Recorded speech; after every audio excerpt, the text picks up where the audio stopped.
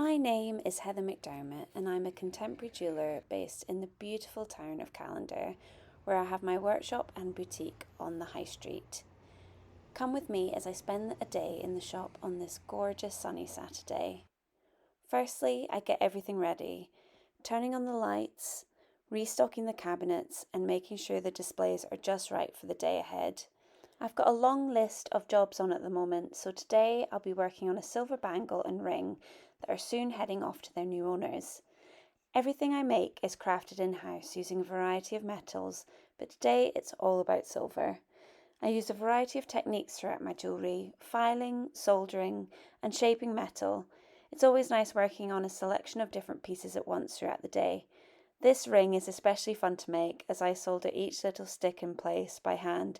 It can also be very frustrating. Between solder joins, I serve customers who pop into the shop.